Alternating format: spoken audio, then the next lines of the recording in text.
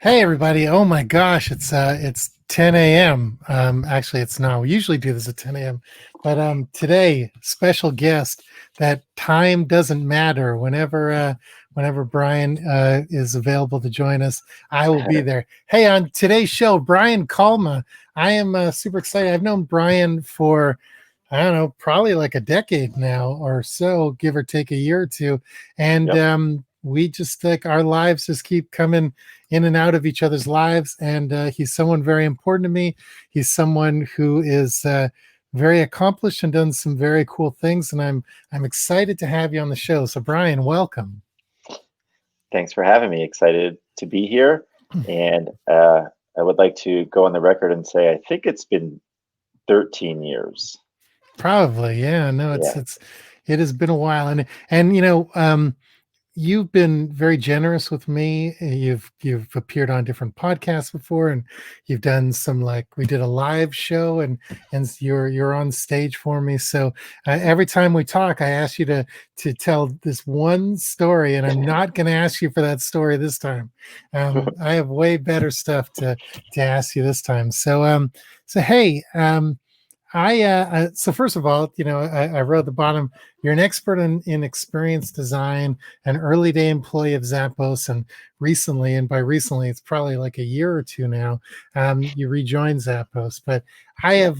I have so many questions, but let's start with a little bit about experience design because you've designed some really cool experiences. So let's just start right at the top. Like, how do you create ideas? Because I think I'm always fascinated by how people come up with it. And when I say ideas, I'm curious about just your process in general, because you've done some things that have cost millions of dollars, and you've also just created some really funny websites for yourself. So where do your ideas come from? Yeah, that's a good question. And I wish you would ask me this 12 or 13 years ago, and then again now, because I'd be able to compare and contrast how it's changed. Hmm. But I would say that like in recent years, what I've noticed is that I've become like more fixated on identifying like a pain point or a problem, for lack of a better way to describe it. And that problem could be trivial or it could be deep and real. It could be as trivial as I wish I was laughing more, right? Hmm. And it could be deeper, and more, maybe more emotional to other people around. Like, I don't know how to, like, I don't know, have a seamless, checkout experience when I'm about to spend $300 on a website. Like, and for me, ideas come ultimately from, I've noticed recently, like from clearly understanding the emotional pain point that either I or someone else is having. In the past, my ideas would almost come out of, inspiring moments. But now, as I've, had more experience in this life and more successes, more failures, I'm starting to like get more and more inspired by like letting my curiosity uncover the problems that then sort of trigger this creative thing in my head to try to figure out what's the fastest, simplest, quickest, most straight line way to solve this thing. And I wouldn't call that a formal process, but I tend to automatically think, well, what is the quickest way I could do this if I had $5 only to spend on trying to solve this problem? Hmm. Um, and if I may, could I give an example? Um, I want to hear everything. So all right. please don't ask Yeah. permission. Just talk. Yeah, no worries. So, like, back in March, when much of the country started to kind of go into quarantine mode, people All right, weren't well, what allowed to. happened in March? Yeah, and I don't even know how to. Yeah, what's happened since March? Mm. Um, no, but like, over at Zappos, so I'd returned to Zappos, and I'm an entrepreneur in residence there, and part of that, role is to come up with experimental ideas to solve, real problems. So in March, a real problem presented itself, right, in this world, a very severe one, serious one that caused companies to not allow people to come into the office, that caused toilet paper to fly off the shelves, that caused people to be at home all the time. Effectively, it introduced a whole ton of uncertainty into people's lives, right? And how do you solve for uncertainty? Mm.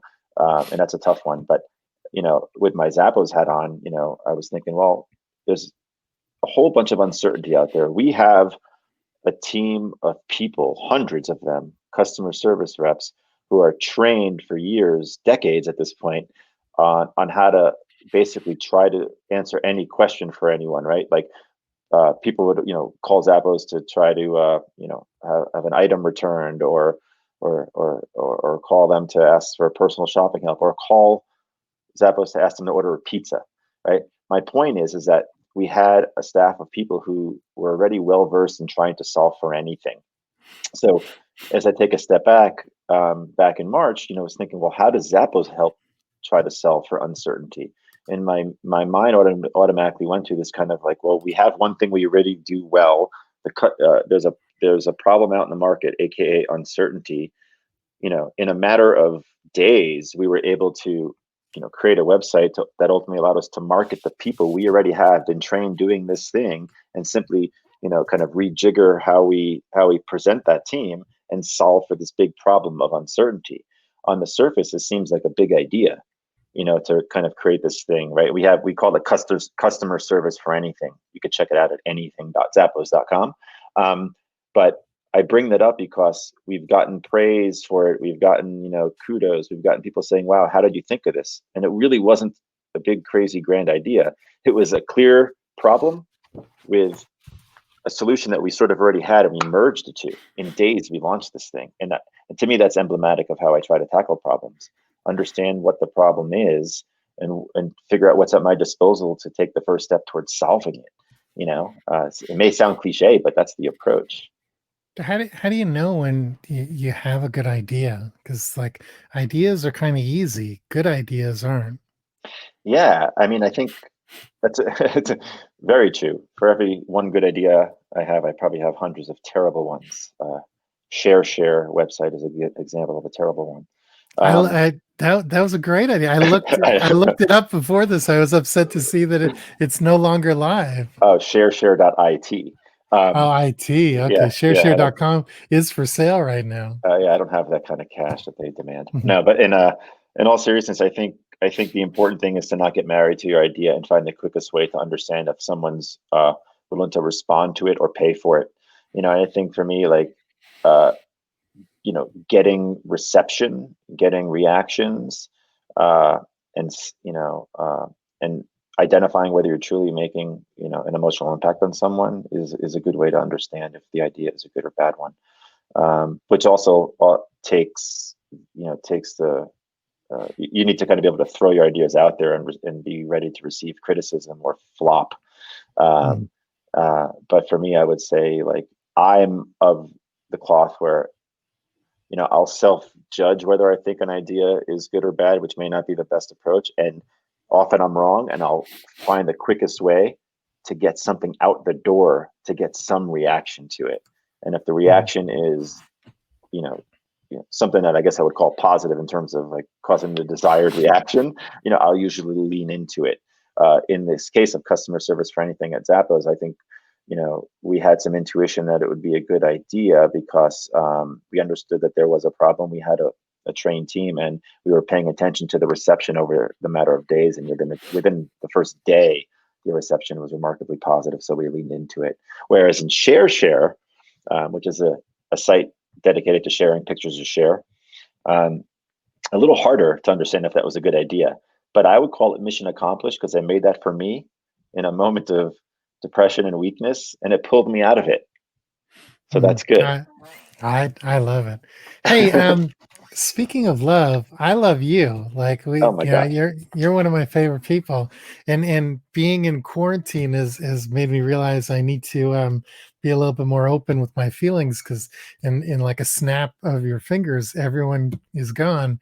Um, One of the Love you too, man. things that is I've always been really impressed by you is that like you're a brilliant guy. You create really great experiences, but one thing that sets you apart from a lot of people is there's a lot of people who can create sizzle but not necessarily create revenue. Mm, And from like all of our conversations and things like that, you're very focused on like, does this work financially? Is this going to help the company and moving things forward where a lot of people are, the revenue is almost secondary, but is that something that was just ingrained in you from working at such a big company, or is it just something that you just sort of appreciated from day one and realized that, you need to make best way to be great is to create money for people.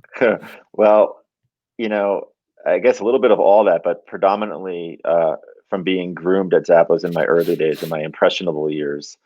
Mm. Um, you know, this may teeter on the sort of story that we may not want to talk about, but like there's a very specific moment and Well, just experience so that we're I had. clear, I love that story. I just didn't want to put you through it over and over and over. It's like Well, one of my favorite all-time stories. I'm not sure if I'm about to Mm. share the same one, but I may. No, but in all actuality, I think the reality of coming up with good ideas and valuable experiences to people that also make money was derived from a catastrophic uh, financial decision I made at Zappos back in the early days.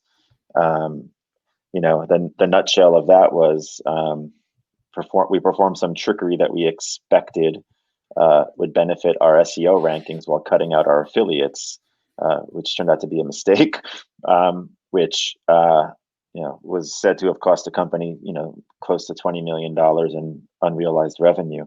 And as a result of that mistake, I was sort of tasked, along with others, to figure out how to solve that problem and that problem effectively was like, how do we attract and retain customers without having to pay out exorbitant affiliate fees? These affiliate Mhm. folks were better search marketers than we were at the time, so they were ranking better, both from an SEM and SEO perspective.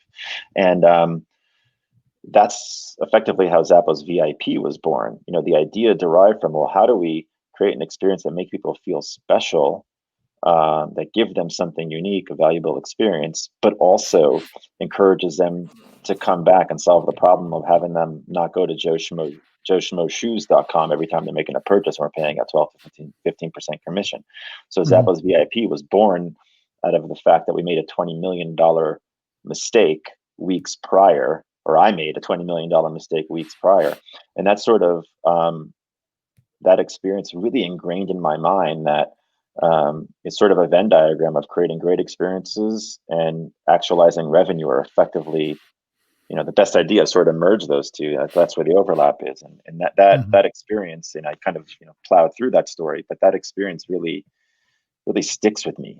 Um, Mhm. and it also helps me get confident throwing bad ideas out there, because if you're confident in yourself and the people you work with, often bad ideas that may cost you time, money, or resources can be regrouped through taking what you've learned from it and identifying the new problems you've caused and trying to solve for those. Very rarely are good ideas a straight line from idea to great Mhm. execution of the thing. In our case, it was this back down. It was everywhere, and we finally landed on this thing called VIP So because I you, was up so against the wall.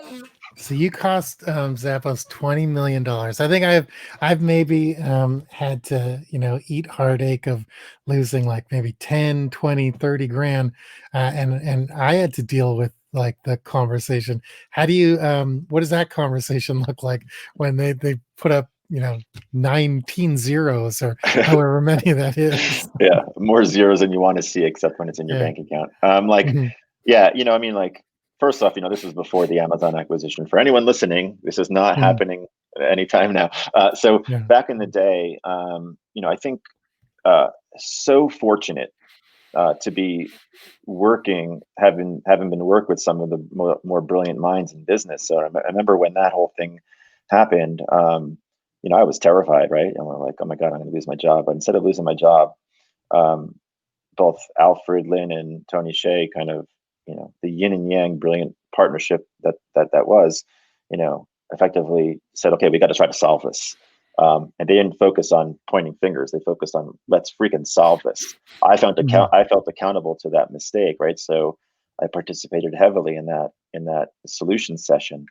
But ultimately, it was those two leaders who, instead of pointing fingers, brought everybody together to try to solve and rectify that. There was no point in looking back and saying, "Oh shit, we lost $20 million. Let's all cry."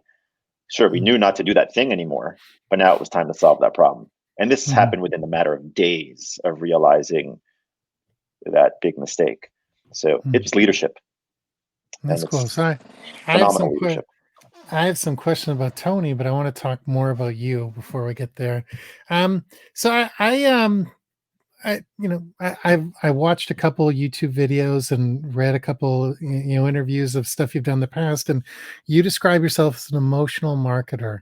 Um, do you think that even applies anymore? Like I I sort of see, like, COVID aside, marketing world has changed in the last 5 years, and it's become, at least, to some respect, less personal, less personalized, less emotionally fueled, or at least the emotional fuel that's being used is not as sincere as I think it was 10 years ago and stuff like that. So first of all, do you still consider yourself an emotional marketer, and what does that even mean nowadays? Well, maybe well, I'm an emotional mess and I'm a Mhm. marketer. So I guess by default, I'm an Mhm. emotional marketer.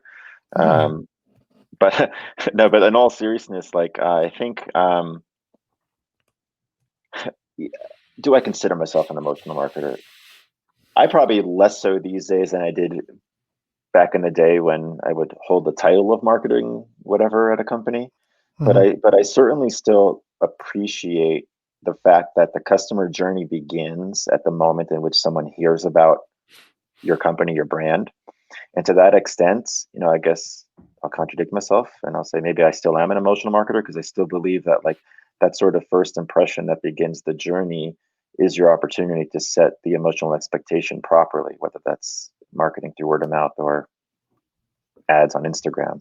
So Mhm. so I still believe that there's ton of value in performing emotional marketing. Have I kept up in recent years on how some of the marketing tactics have changed? Maybe not as much as I should, but I definitely think that at the end of the day, humans want to feel, and maybe it's up to us marketers to bring feeling back into the mix.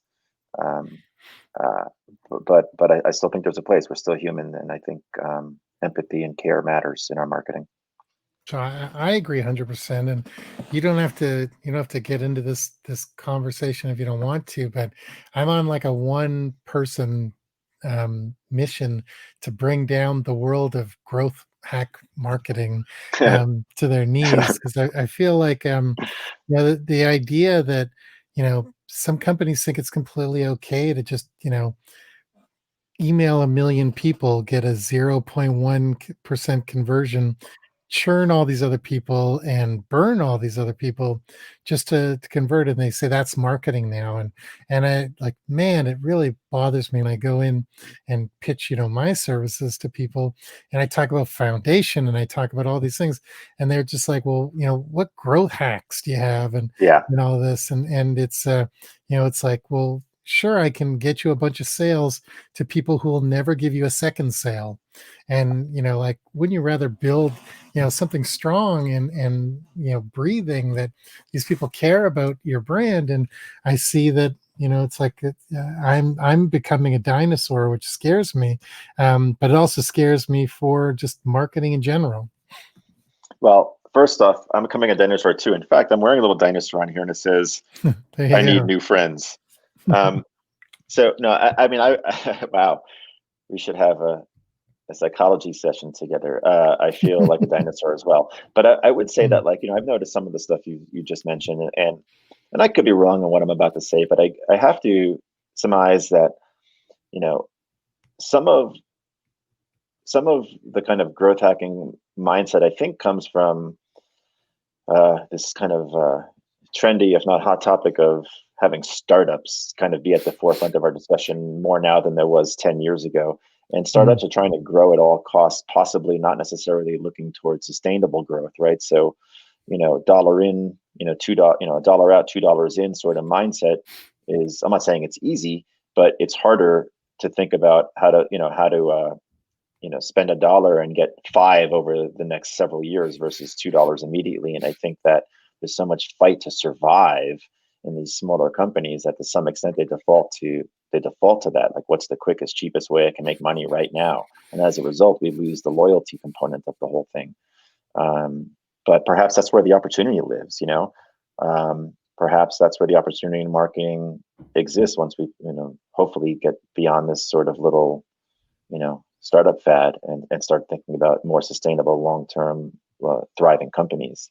mm. Um, but it's tempting. I mean, I get the idea of how tempting it is to say, I spent this dollar, I want to right now, and what's the best way I could do it? Because we're looking at many companies are looking at things in a short term manner now. Yeah. So speaking of long-term sustainable companies, um, how early did you join Zappos? Like, were you like first 15 people, 20 people, or uh, I don't recall that, but you're definitely early, early. Yeah, so I originally joined in 2002, and I think at that point the company kind of gone up, and then kind of had to kind of like shrink back down and kind of restart, Hmm. uh, a reset. So it was kind of at the beginning of the reset. So there was about 20 or so people when I had joined, but the company had more people than that, 6 to 8 months prior when they kind of grew a little too Hmm. quickly and had to kind of scale back. Hmm. And also September 11th, 2001, happened, which I think caused a lot of ripples in the economy. And I had joined, and as things started to rebound a little bit after that.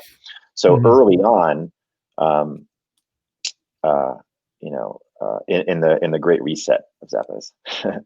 Yeah, so you I don't want to gloss over your time at Zappos. You did so many incredible things and you really built like, I whether I'm right or wrong here, I hold you responsible for really building the brand of Zappos the way people think. Like you might not have been, a part of every decision, but you certainly were, you were key in designing like how people think about Zappos and key decisions.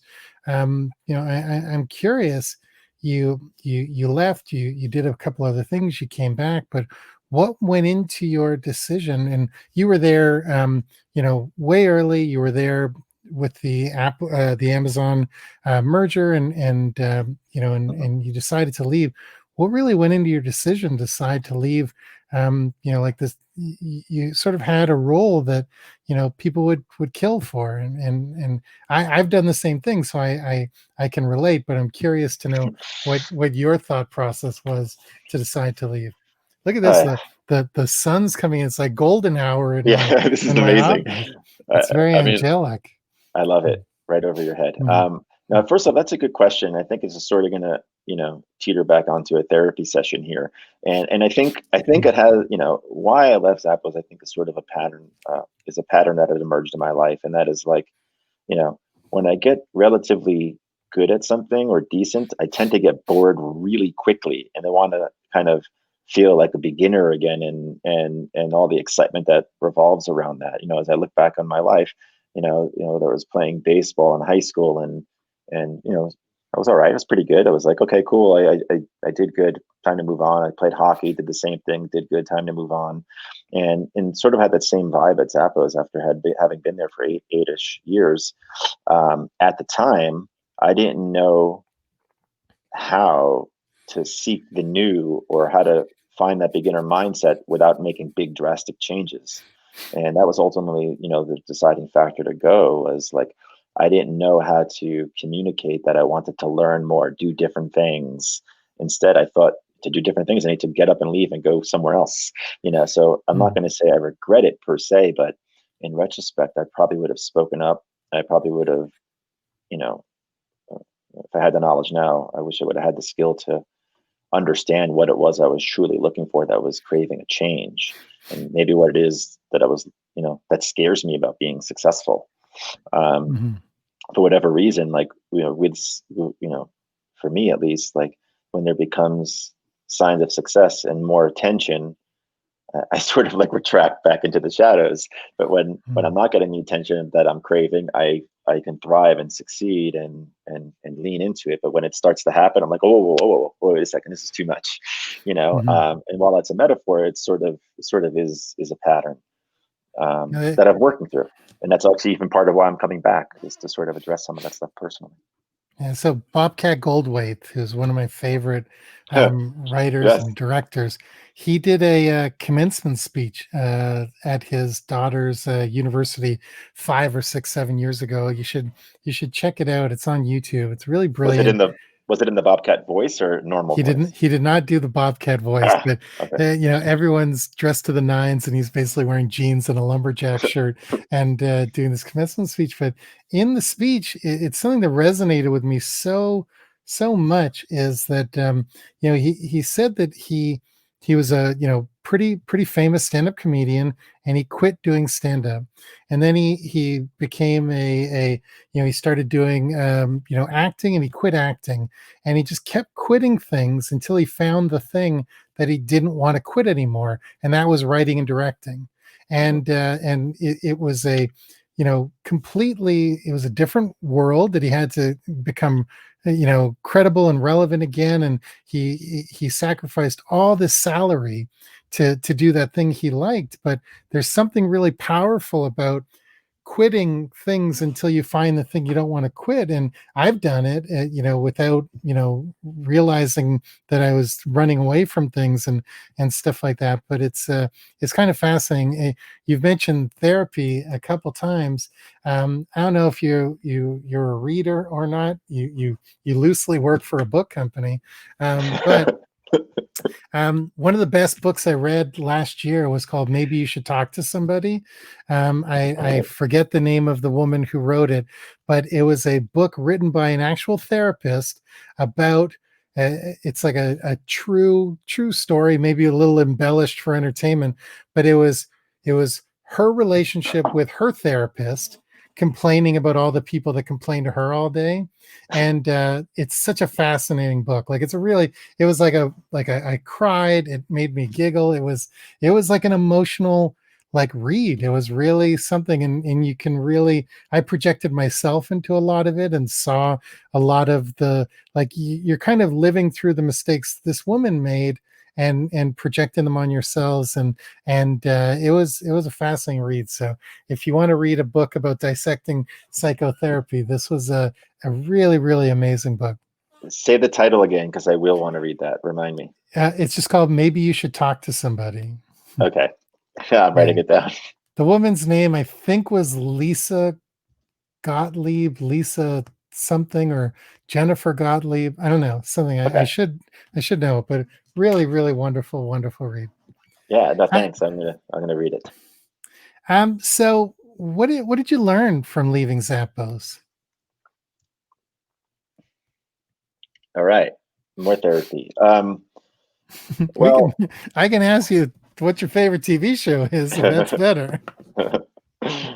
Last Kingdom. Okay, no, anyway, okay, Mm, so what, but oh God, it's so much. I guess I'll talk from like a professional perspective really quickly. It took me leaving Zappos to actually appreciate Zappos, mhm, which is something I also think about a lot when I'm in the middle of something.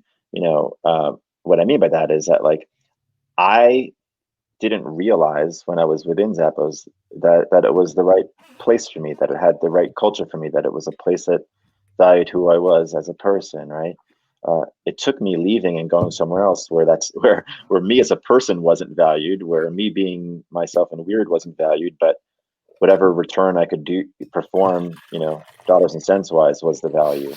And mhm, so I guess what I'm saying is that, like, leaving Zappos taught me the importance of feeling like you can fit in somewhere, aka the culture. For whatever reason, being in it didn't feel as valuable to me until I didn't have it anymore.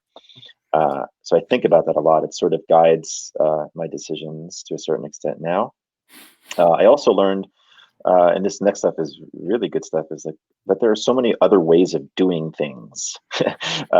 Like, it's such a generic statement, but like when I left Zappos, I went to Guild Group. Um, just seeing how people do the UX work there, it was just very different than we did it at Zappos. And by all accounts and standards, I was a UX pro. I had done UX at Zappos and I'd done all these things, but it was also my only job in which I had done that work at. And mhm, um, so it was sort of like this kind of industry slash culture shock in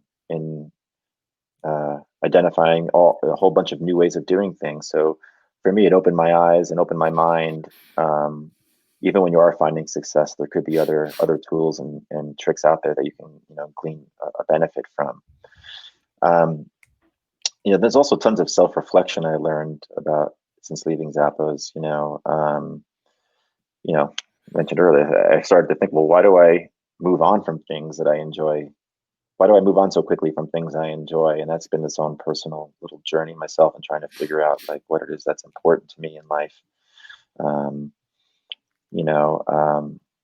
But I really have to close this with saying I learned the importance uh, of feeling like you could fit in where you work. I learned the importance of relationship building because I had such a hard time doing it outside of Zappos.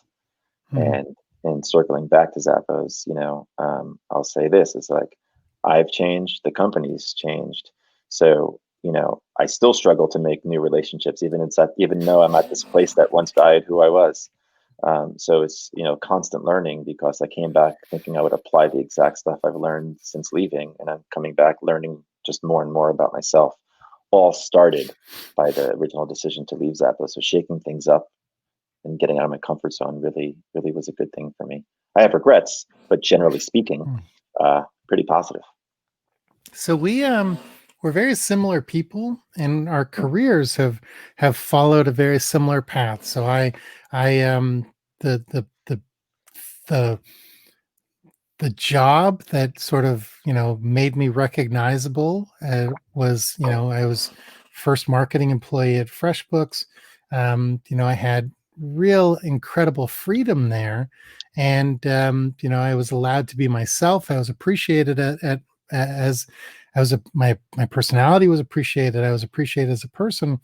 I left because, I was offered something that I thought I would never get offered before, and I was offered to, a senior role at one of Canada's monopolistic telco, and work in their venture and startup department and stuff like that. And I couldn't have been a worse fit,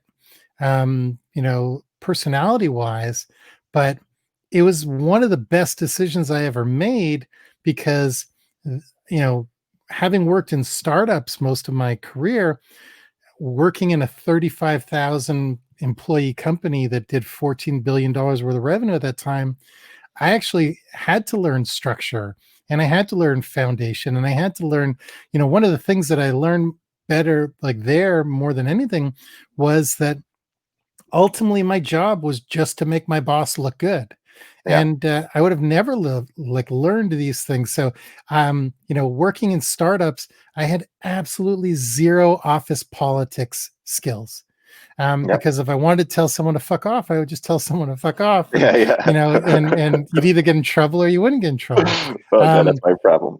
Yeah. Working in a big company, I had to learn all the ass kissing and all the things, and it wasn't in me, but like they were patient with me, and they did recognize that there was something there that they wanted. I think I lasted 18 months or 2 years. I didn't last very long, and I went back to, well, I don't remember if I went back to FreshBooks right from there, or there was a little bit of a gap, a couple other experiences, and I went back to FreshBooks. And again, going from being employee number 9 to employee 69, totally different company, totally different mentality, totally. I was different, they were different, and it was still a decent fit, but it wasn't as good as that original fit.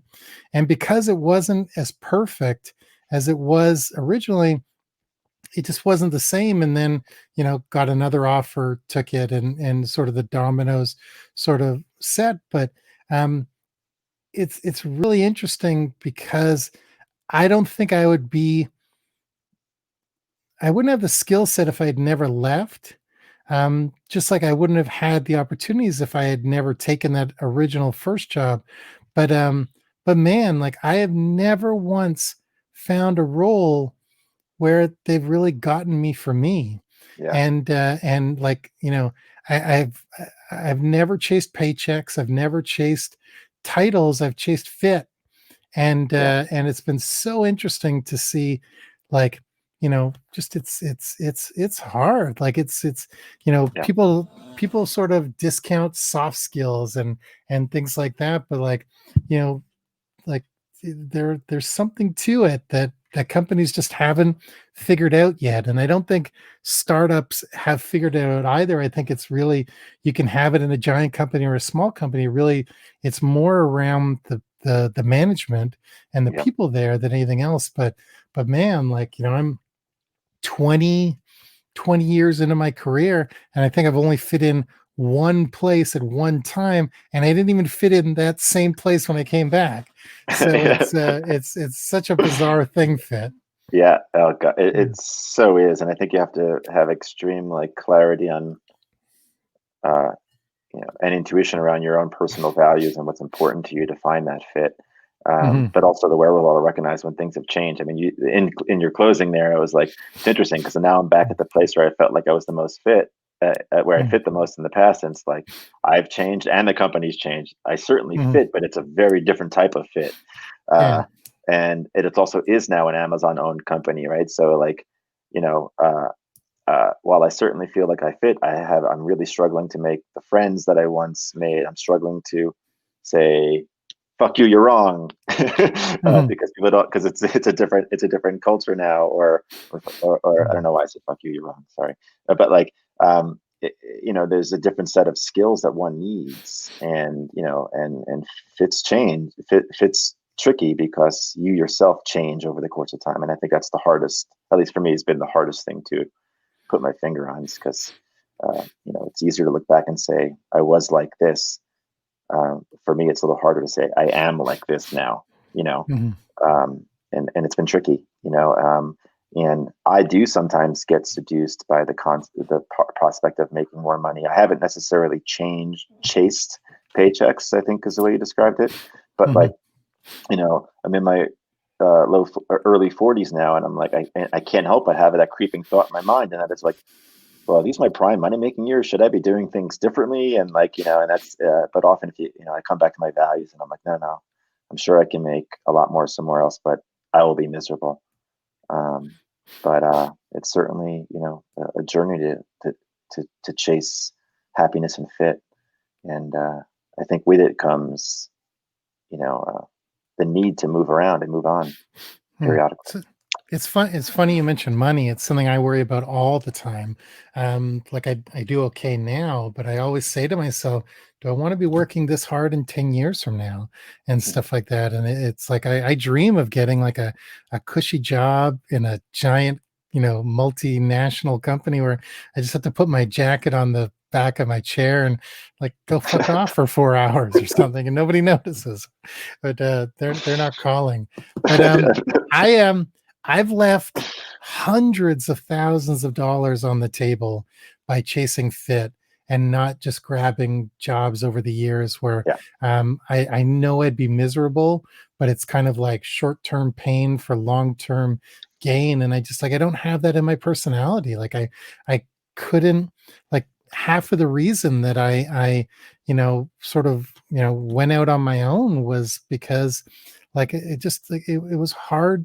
Like I wanted to design my own fit and design something. So like something I've always admired and respected about you for a long time is you've always been very self-reflective, and I think I've only really come into the level of self-reflection that I'm at now maybe in the last 4 or 5 years. I've always been self-aware, but I think self-aware and self-reflection are two completely different things, and I've never really put the time and energy into like really making decisions. You told me a story once that I've always, and I've never taken it to this level, but you told me, and maybe I'm going to get it wrong, so just correct me. But there was a time, and hopefully you still do it because it's a cool story, where you'd wake up every morning and you'd write on a little piece of paper one thing that's going to make you happy that day. And if you accomplished it, you checked it off. And if you didn't accomplish it, you threw the piece of paper out, but you would keep the ones that made you happy and you would use it as like a tool of like reflection. I've I've always thought, well, I like, why am I not doing that? It's so simple, but it's like being good to yourself is actually work. And there are days where I do it and there are days I don't. It's easier to just listen to the horrible voices in my head and hate myself, but I should listen to you and try to be a little happier. Well, I should listen to myself too, because I've fallen off the track of doing that. Um, Mhm. that was, I'm glad you brought that up because it's a stark reminder that I need to get back into that. Because there's been like 4 or 5 years of kind of like some self-loathing and Mhm. sort of a little like, stuck in the negative of things. But Oh, recently, you have to read this book then. It's I'm going to. I wrote it down. yeah, Um, yeah. And but what I have done recently, which is similar to what I used to do, is I've started doing some gratitude journaling with this happiness coach that I recently hired, because I wasn't feeling happy and I sort of lost my way and forgot about the things I used to do that made me happy. But that one thing concept of writing just down on a piece of paper, it was more of like a to do thing than it was like pure happiness. It was like, what do I have to do today to reduce stress and anxiety? And sometimes it was a Ev- big e- thing. Sometimes, Every one of those pieces of paper for me would just say masturbate on it. yeah. So you must have a, yeah, I'm gonna go. This is, I'm I have not to gonna, make I have to make one inappropriate comment every one of yeah. these Well, I was interviews, gonna or make a people get more, disappointed. I was gonna make a more inappropriate response, but anyway, a whole. So I think, from my vantage point, the thing that I used to do was try to remove stressors and anxieties, big or small. Mm-hmm. And I have fallen out of that habit, but now I've kind of fallen into gratitude journaling, which is new for me. Um, Mm-hmm.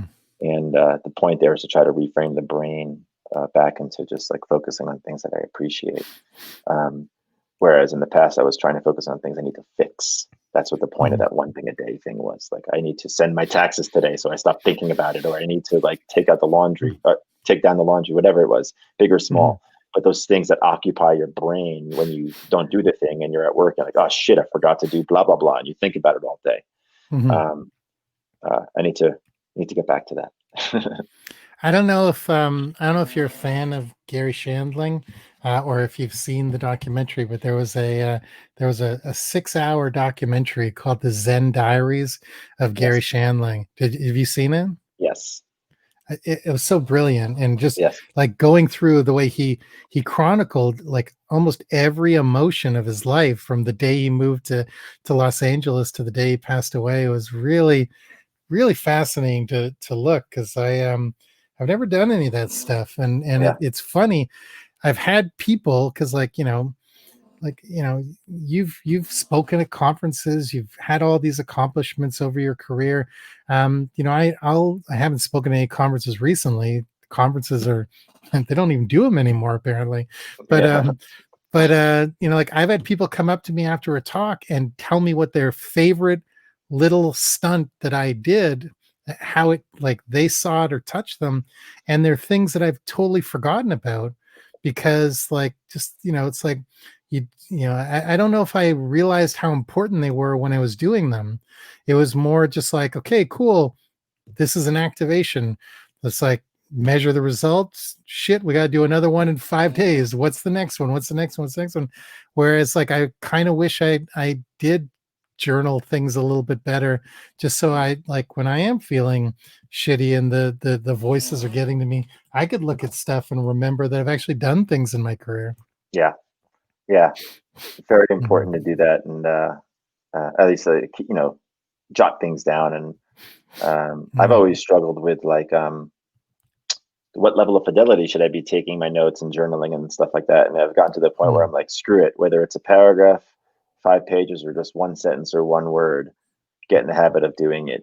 So like that again, Mhm. going back to that one, sticky note pad, uh, one a day thing. Like the whole point of that was to not overwhelm with too many things and just write that one thing you need to get done. So that's what I would encourage. Maybe once a day, write down one Mhm. thing you've done in the past that you're proud of. And then after a month, you're gonna be like, holy shit, look at all the stuff I've done. Mhm. That's cool. I'm Hey, gonna do that actually after this. good. Um, how important is Tony Hsieh to you? Like, it's like I don't know what it was like coming back to Zappos, but in the early days, you mentioned that you worked so directly with him. And when we met, that, it was like, it was a smaller company, though that first time we met at South by Southwest, it was really more heavy lifting from, all the senior people. But like, just talk about Tony Hsieh and the effect he's had on you kind of early in your career and later in your career, or just in general, like how important is he to you? Yeah, very timely. Um, Mm-hmm. as he's recently left Zappos. Mm-hmm. So in my first time around at Zappos, I didn't know what the hell was going on in life. I didn't know what I wanted to do. I was just doing and surrounding myself with people who inspired me. And Tony happened to be one of those folks. And much like I was saying earlier, when I left Zappos, I was sort of in culture shock because I also learned that not every CEO is like Tony. Um, Mhm. and None of them and are.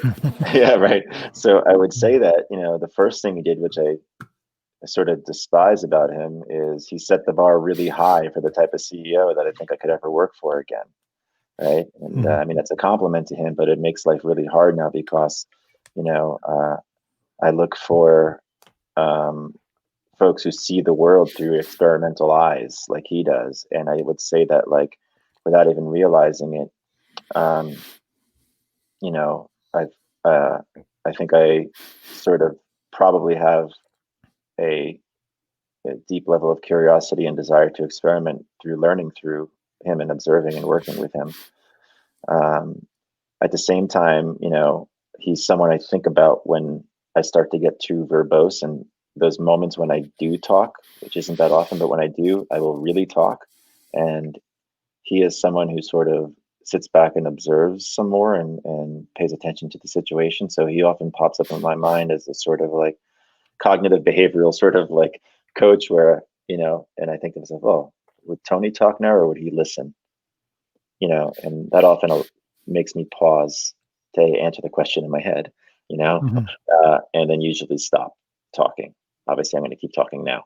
But like, I took a lot away from him. And I think I would also say the other thing I took away has a little less to do with him, but more about the dynamic I've seen with him and people like Alfred Lin, right? Like, what I realize is that Tony isn't Tony when it's just Tony. Tony's Tony when there's another counterbalance on the weight scale, and that's really when I think his brilliance can shine, because I think even people like Tony have not just good ideas, but also have bad ideas, or also have Mhm. ideas that need to be kind of reined in or thought through in a different manner. So I think it's sort of like, he's a great recipe, he's a great ingredient. And I always want that ingredient around me, but the recipe to me becomes more important. It's Tony and who's the counterbalance.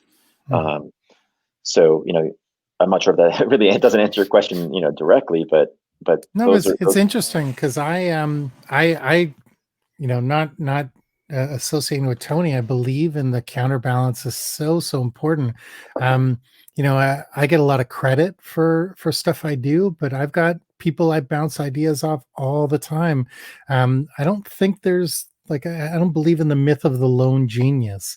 Yeah, Like because like I come up with the idea, but sometimes like it takes me bouncing off someone else to soften it to just get that right sort of balance and stuff because like I always want to push for to the extreme and do something really crazy and do something, and sometimes it just takes someone else looking at the idea to go, well, maybe scale it back to 91% and then you've really got something great.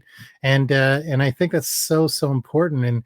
And even just like it, I've always surrounded myself with people who inspire me. I don't think I give I'm not as visible about sort of my network, support network, as maybe I should, but man, like you need people, like everybody needs people. And I don't believe like even like the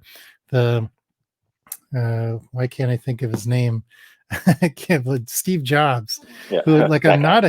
I'm not a huge fan of. I think he was like a bad person and stuff like that. But it's like he I don't know if his skill was ideation.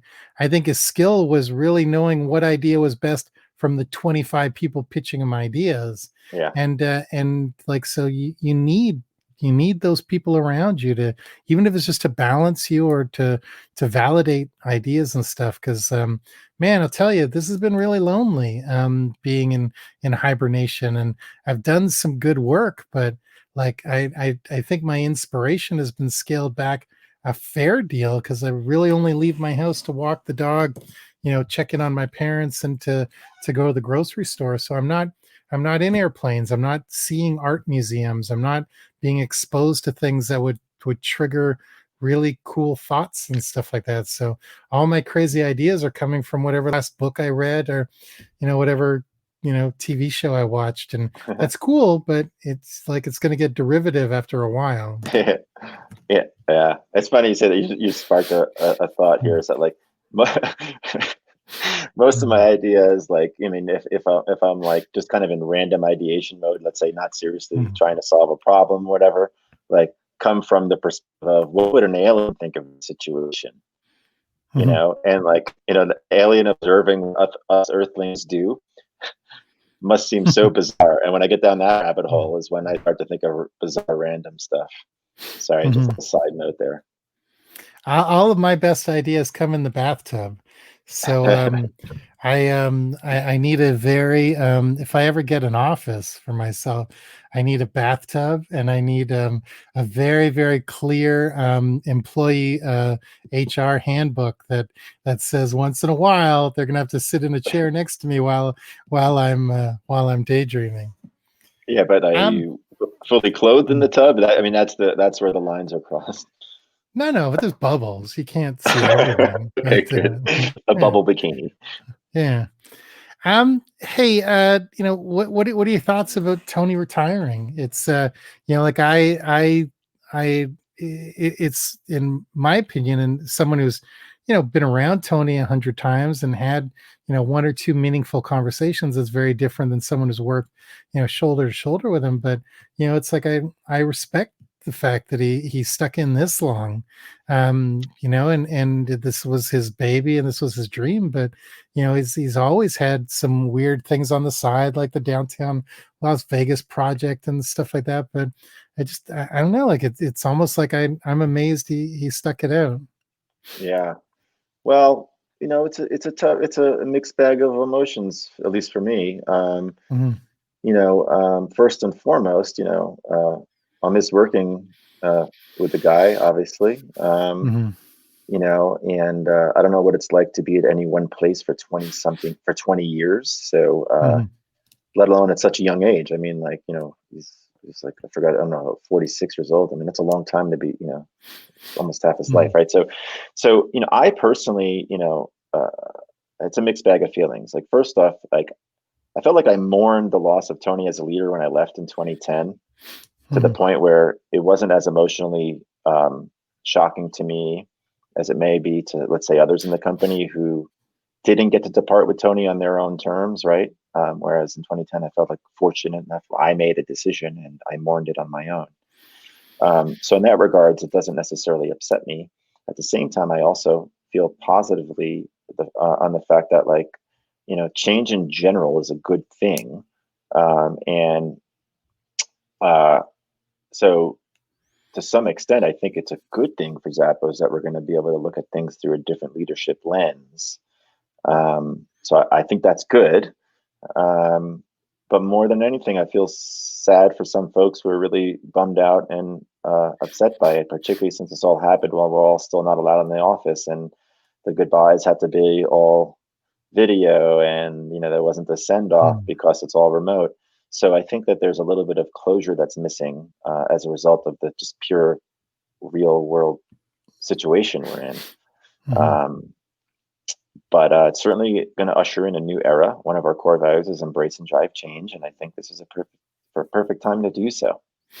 Mhm. Did you guys get a heads up on this, or did you find out by reading like TechCrunch and you just Tony's like, I don't have to be nice to you people anymore. I'm out. No, Mic there drop. was internal communication before any Yeah. of us read anything that Mm, was put in the press. mm, For sure. Again, doesn't make it fun or easy for anyone, but yeah, I mean, people knew about it before the mm, press knew about it, mm, and mm, like I think the remoteness, of everything makes it really hard. I mean, it's mm, already been hard for a company culture that's been built so much on interpersonal relationships, particularly in mm, person, mm, to have the leader make a decision to move on while everyone's remote. I think mm. was hard for some folks. Yeah. All right. Two more questions, then I give you your day back. Um, you've lived in the time I've known you. You've lived in Vegas, Boston, now Boulder, New York. What Yes, what is what's it like picking up and moving so much? I it's been, imagine like it's definitely either to your personality or not to your personality. But yeah, what? I love it. Okay, so I mean, it kind of sort of goes back to something we were talking about earlier in this conversation. It's just this kind of insatiable appetite for change, and Mhm, uh, and location is one of those mechanisms that can induce change. And I think that I don't know. I like new adventures. I like new scenery. I enjoy understanding how different microcultures in this country are like. So while it comes with a lot of joy and thrill and excitement, I've realized, right, and I may try to reduce the amount I move around now, that it's harder to keep tight and intimate friendships this way, um, mhm, because just as you make your network of people, you're moving on, right? So, and mhm, particularly now, as for whatever reason, as I'm growing older, and for whatever reason, becoming more introverted, moving to Boulder has been delightful in seeing the new environment and being in it, but I had a very hard time meeting people. mhm. Plays my personality, but I'm actively trying to figure out how to be happy wherever the heck I live. So I That's the hard may get part. this wrong, but I think Boulder is where the Mork and Mindy house is. Have you visited that?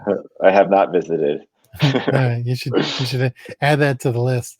Last question. You've always been a guy who's sort of like been able to, see things coming that not everyone else is seeing. So what's exciting now? Like what excites you? What are you looking forward to?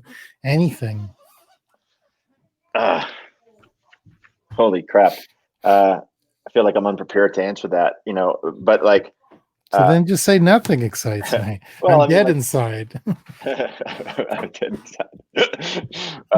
You know, this is a personal thing. I guess I wouldn't say that this is so much like what I see in the industry or anything, but like, uh, it's interesting to me to see what Gen Z folks care about, Mhm, and paying attention to how that will impact the sort of products that start emerging through the startup and entrepreneurial world. So I'm just kind of paying attention to that, mhm, whether it's social causes or other things. So it's sort of like started to like pique my interest in things like renewables and sustainability, and things that I think are held more valuable to the younger generation. I don't know what that means for the mainstream of business, but that's the best answer I got because I need to do more thinking on it. no problem. Um, Brian, thank you so much for doing this. It's always a pleasure to see your face. It's always a pleasure to chat with you. You're in my top 10 favorite people in the whole world. So Oh, I hope that means something. yeah. Tell people, I know you're an introvert. Tell people how to follow you online. Tell them what your favorite website is right now. There was a time where it was Giggle Moist Split or something, but what are you working on now? And this is your moment to share whatever you want with people Yeah, or well, I think nothing. no, I think there's an important thing to share here. One is that my wife always tells me if that she weren't married to me, she'd want to be married to you. So that keeps you just out of my top 10 favorites. So Oh, just because, well, I'm very fond of your wife, so yeah, that's yes. pretty amazing. All right, so you're still number Mm. 11 then, favorite for me. You'll move into the Okay. top 10 when Mm. neither of you want to marry each other, upon my demise. Um, Well, I don't want you to demise. I'm willing to wait. okay, got it. Okay. No, but you can find, my handle pretty much everywhere is Crying Balma. That's just the B and the K and my name swapped. Uh, except on Instagram, except on LinkedIn, where it's just Brian Kalma. But I don't know. That's where you find me.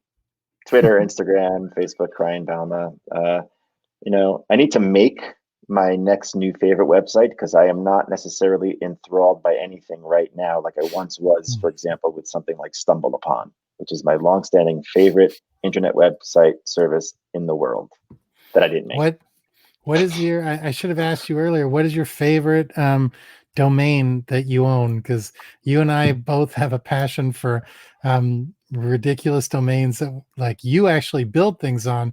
I just buy them because I think they're funny and lament it every Yeah, year when I get the renewal yeah, receipt. But yeah. what's your favorite domain that you own? Favorite. I'm going to answer that. Favorite domain that I own where there's actually content up is Mhm. Yes, wordsvaginasruined.com. My favorite that there's no content up would be moistslitjiggle.com. nice. I you went deep on moist for a while. You bought a lot of moist I did. URLs. I had a vision for having the moist empire, but my moist Mhm. empire dreams went away. Yeah, I own music to make love to your old lady too, which I was gonna put a different like 70s soul music track every day, but never got around to it. I had a dream of a very specific pornography empire, so I own girls with future lower back problems.com, and and let's see, I own a few that'll just never see the light of day, but Oh God. there's a certain pride of ownership to them. Yeah. Wow, you just gave me an idea. We should have who has the best unused domains sort of competition somehow. Mhm. That's the idea. Hey, well, let's run with it. Brian, thank you so much for doing this. I appreciate you very much. I appreciate you as well. It was great to chat with you. Great to see you. Thanks for having me. Talk to you soon.